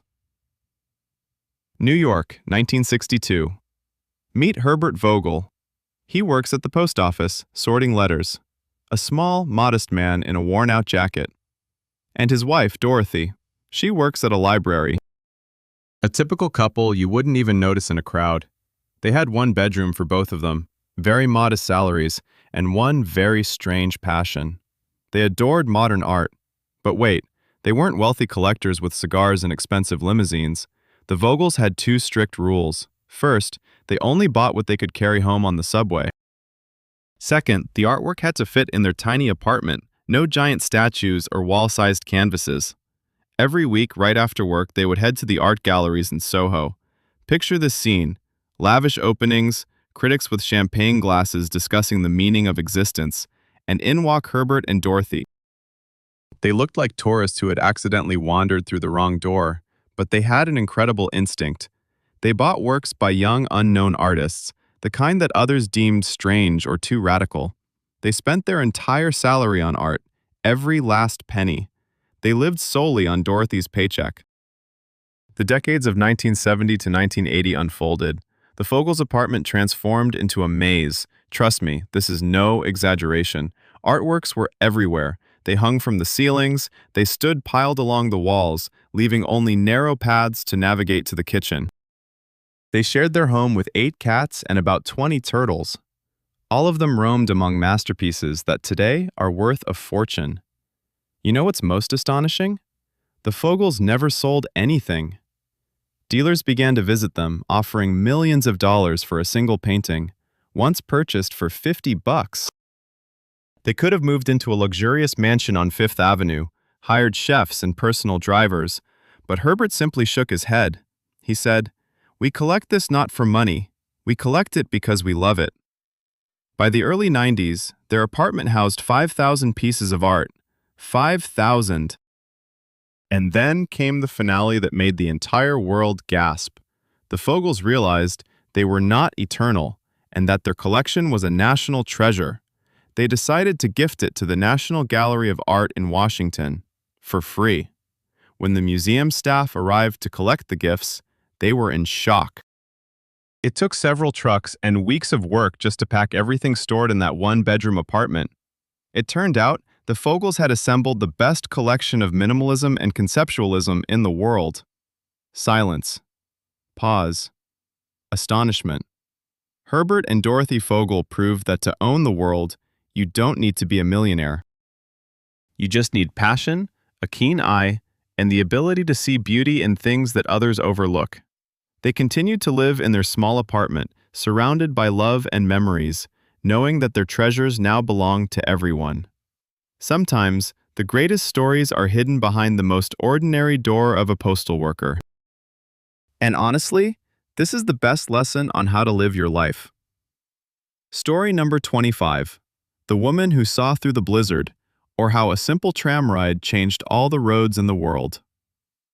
Listen, have you ever wondered how the things we literally cannot take a step without come to be? Take an ordinary rainy day, for instance. You get in your car, flick a lever, and 2 rubber strips start rhythmically wiping the raindrops off the windshield. Swipe, swipe, swipe, swipe. Honestly, we take this for granted, like air. But imagine a time when every downpour turned a trip into a deadly ride, and drivers looked like madmen leaning halfway out of the windows. New York City, winter, 1902. The city is buried under snow. A cold, biting wind from the ocean cuts to the bone. A tram rattles through the streets, clattering and scattering sparks. Inside, pressed against the foggy glass, sits a woman named Mary Anderson. She has come from the warm South, from Alabama, and this northern cold feels alien to her. But Mary is not just looking at the snowdrifts, she is observing. She sees that the tram driver is forced to stop every 2 minutes. No, it's not just a simple stop. He opens the front window. Cold air rushes into the compartment, and snow flies into the faces of the passengers. The driver leans out to wipe the icy crust off the windshield. Otherwise, it's blindness.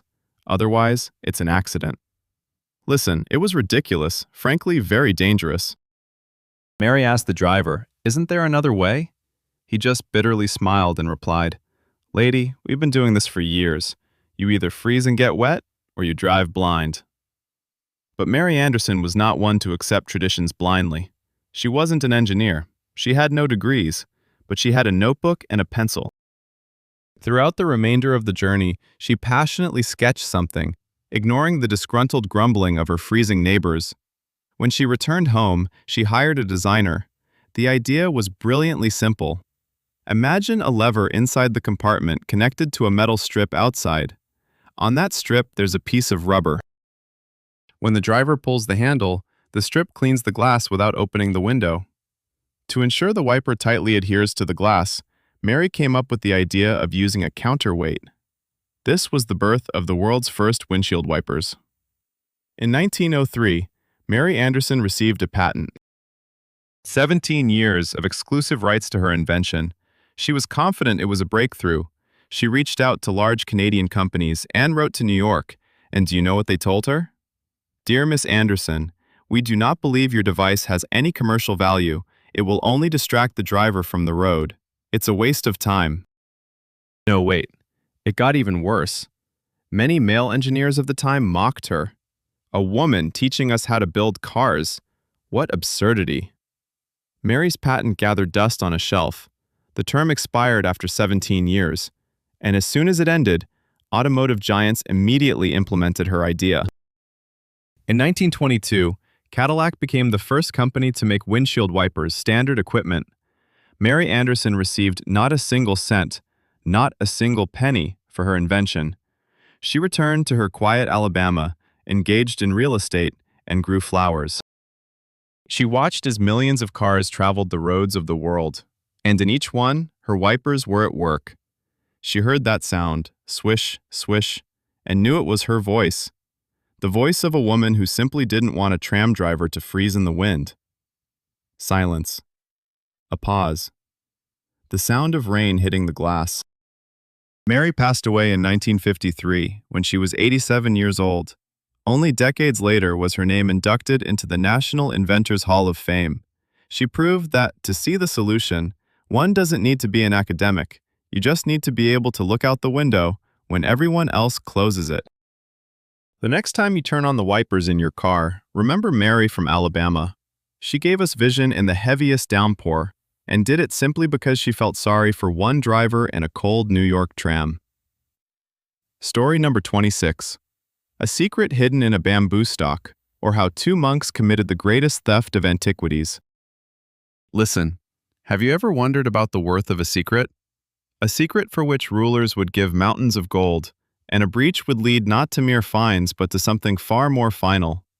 Frankly, in the 6th century of our era, the most guarded secret in the world was not a cipher or a fortress plan. It was a thread. A fine, shining, delicate thread of silk. In Byzantium, Constantinople, in the year 552, Emperor Justinian the Great was furious. He ruled over a vast empire, yet his treasury was emptying. The reason? The Byzantines adored silk. It was the fabric of emperors, a symbol of divine power. But silk only came from the east, from the mysterious lands of China. The journey was long and treacherous, and the Persian intermediaries were charging Justinian exorbitantly. The entire Western world believed that silk grew on trees or that it was made from the down of rare birds. The Chinese had guarded the secret of the silk moth for thousands of years, under the penalty of immediate execution for anyone who dared to smuggle even a single larva. And then, at the gates of Justinian's palace, two appeared. They were monks, humble men in dusty robes who had traveled across Asia for years. They approached the emperor and whispered, "We know the secret. We have seen the worms that spin gold, and we can bring them to you." Justinian promised them riches they had never even dreamed of. But listen, the task was suicidal. The monks would have to traverse thousands and thousands of kilometers through deserts, mountains, and patrols that searched every traveler down to the last thread. They returned to China. But how could they smuggle something that lived and breathed? The monks devised a brilliant trick. They took their ordinary travel staffs, hollow bamboo sticks. Inside, they carefully hid the silk moth eggs. Yet, there was one problem. The eggs needed warmth to survive, but they must not hatch prematurely. Imagine that journey. Two men walk through searing sands, relying on their precious sticks. They sleep on them. They do not let them out of their hands for a second. Every patrol at the border is a game of roulette. One suspicious glance, one tap of a stick against the ground, and just like that, the secret turns to dust. But wait, they made it! After 2 years of travel, the monks entered Constantinople once more. Imagine the emperor's excitement as they cracked open their bamboo staffs right in his throne room. Tiny, inconspicuous eggs poured out. Justinian ordered the creation of the first silk farms in Europe. The monks taught the Byzantines to cultivate mulberry trees and unwind the cocoons. This was industrial espionage on a scale that would reshape the economy of all of Europe for the next 1,000 years. China's monopoly collapsed, Constantinople became the new capital of silk, and Justinian, the richest ruler of his time. By the way, history has nearly forgotten the names of these monks. They dissolved into the shadows of ages, leaving us only the rustle of silk dresses and the legend of how a couple of bamboo sticks could prove more important than an entire army. Silence, a pause, the whisper of fabric. Sometimes the greatest changes come not with the roar of cannons, but on the tips of the staffs of two quiet travelers. And this reminds us, knowledge will always find its way, no matter how tightly the doors are shut. Story number 27. A man who stepped into the abyss to prove that it was safe. Listen, are you afraid of heights? Honestly. That feeling when you approach the edge and everything inside tightens while your knees turn to jelly.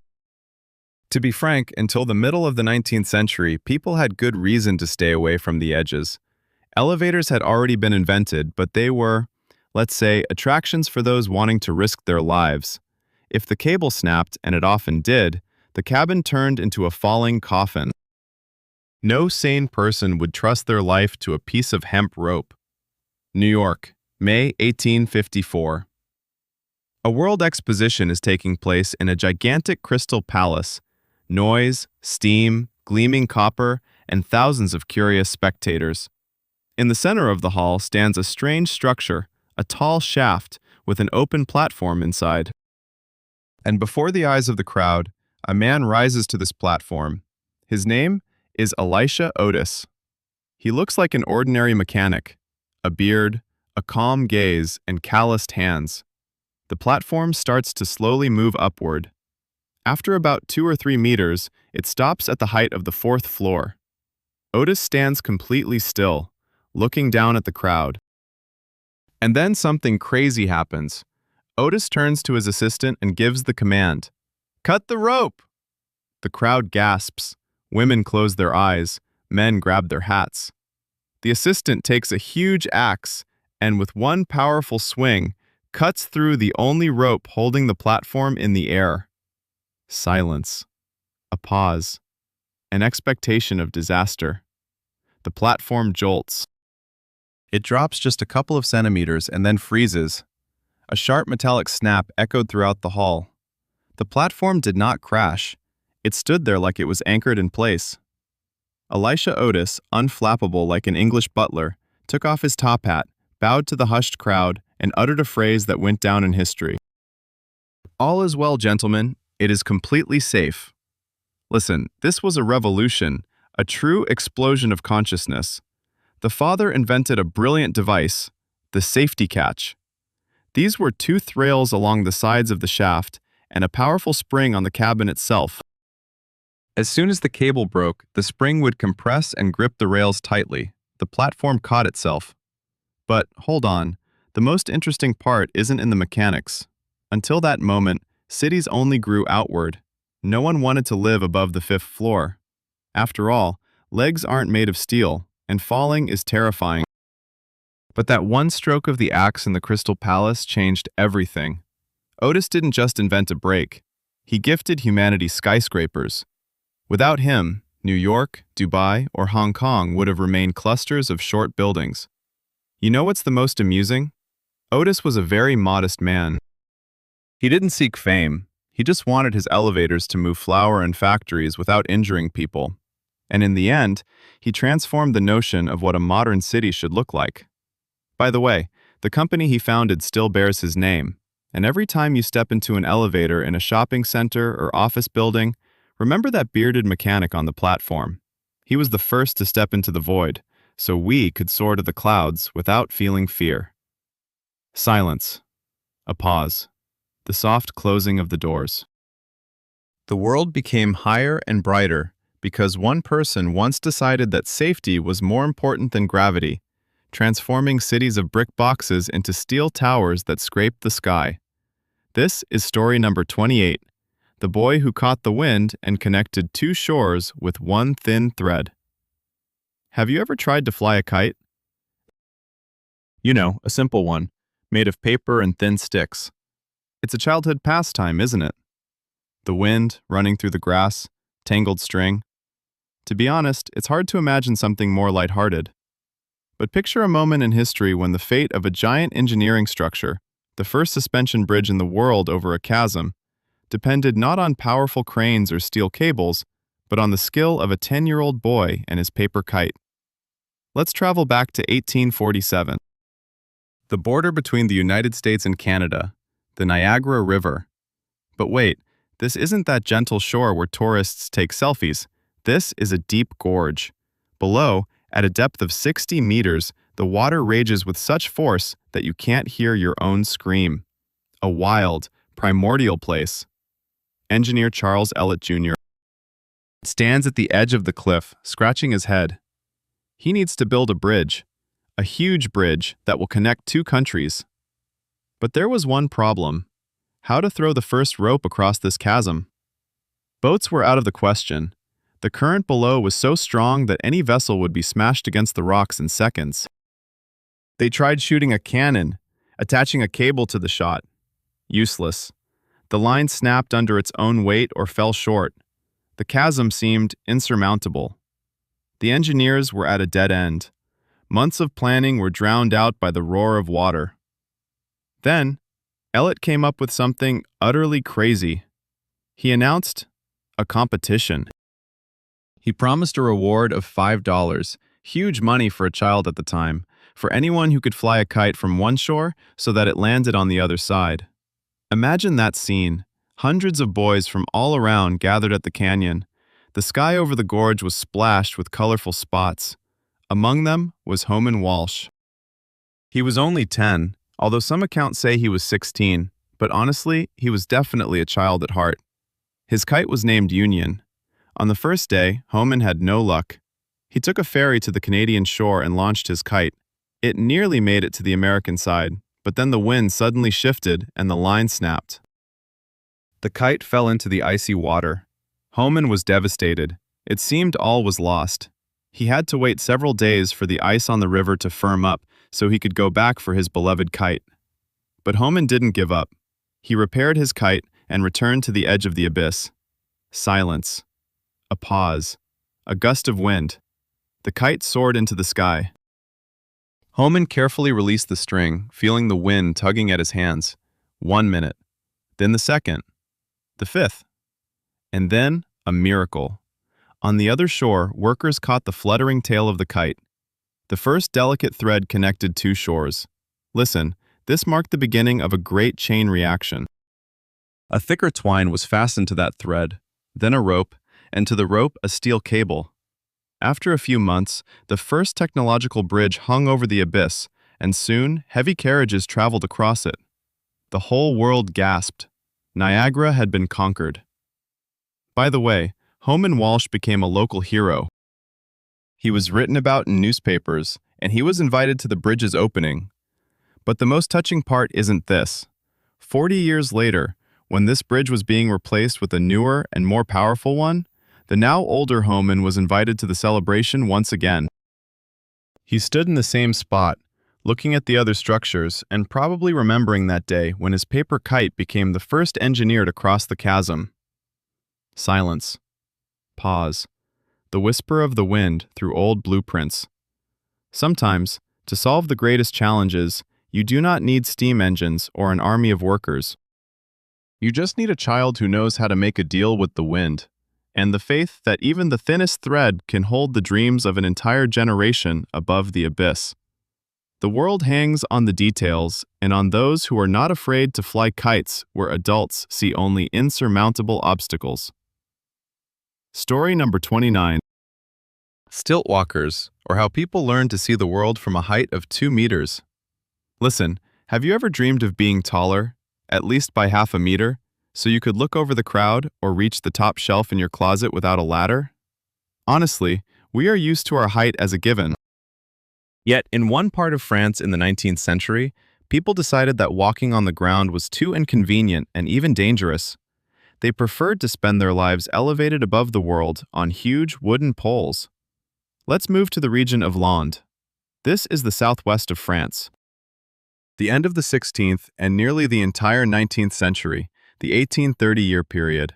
At that time, the lands were not the cozy resort area with pine forests that we know today. Oh no. It was an endless, flat plain covered with treacherous swamps and dense, thorny bushes. There were hardly any roads. One wrong step and you would find yourself knee-deep or even waist-deep in thick, stinky muck. Living there was a true challenge, but the locals, mostly shepherds, found an extraordinary solution that would today seem like a circus trick. They stood on stilts. Imagine this scene: a foggy morning. Silence drifts over the marshes. And suddenly, from that mist emerged giants, people on wooden posts standing 1.5 and sometimes even 2 meters tall. But wait, these were not just sticks. They were intricate engineering structures with footrests and leather straps. The stilts were called chantas, and for the residents of land, they became an extension of their legs. Listen, this was incredibly practical. A shepherd, standing at such height, could see his flock of sheep for miles around. He could easily step over deep puddles and thorny thickets without fearing wet feet. But the most astonishing part was their agility. Shepherds could run on stilts faster than a horse could trot. They could even jump over wide ditches and catch fish in the swamps, remaining completely dry. But do you know what is the coziest thing about this story? Since the shepherds had to spend the entire day on stilts under the blazing sun or in the rain, they learned to rest right in the air. Each one had a third long stick, a staff. They propped themselves up behind it, forming a stable tripod, and froze in place. And there they stood, at a height of 2 meters above the ground, these rugged men knitted. Yes, you heard that right. The shepherds on stilts were famed for their skill in knitting warm, woolen stockings and scarves. Imagine that sight. Giants roamed the field, peacefully clicking their needles, while the sheep grazed on grass somewhere down at their knees. By the way, this trend even reached the postmen. Listen, this was the only way to deliver a letter to a remote village and not drown on the way. The stilted postmen of LAN were the fastest in Europe. They delivered correspondence at the speed of wind, stepping over fences and streams.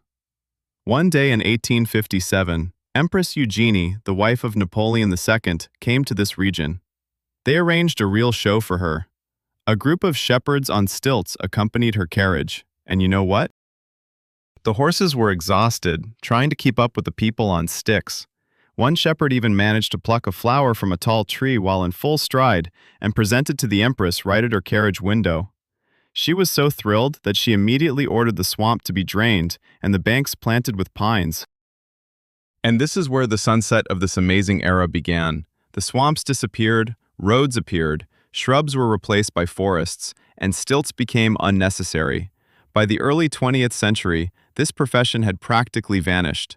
People came down to the ground. Silence. A pause. The sound of wood hitting dry soil. Today in the lands, you can still see people on stilts, but only during holidays and festivals. They keep the memory of a time when a whole nation looked at the world from above, not from pride, but just to avoid soaking their pants. The world is changing, and what was once a necessity is now turning into a beautiful legend. But sometimes, standing in a traffic jam or in a line, you just feel like pulling out a couple of 2-meter poles from the trunk and simply stepping over it all. Story number 30. Living Threads of Time, or How to Grow a Bridge That Will Withstand the Ages. Listen, have you ever tried planning something 100 years ahead? Honestly, we're happy if we manage to plan the next week today, or if we're really lucky, the next vacation. We are used to quick solutions. Push a button, get a result. Build a house out of concrete, and it stands. But imagine a people who determine that building with stone and iron is too fleeting, and that a real bridge shouldn't be constructed, but rather grown, like a houseplant, only the size of a 5-story building. Let's transport ourselves to India, deep in the jungles of Meghalaya. This is one of the wettest places on our planet.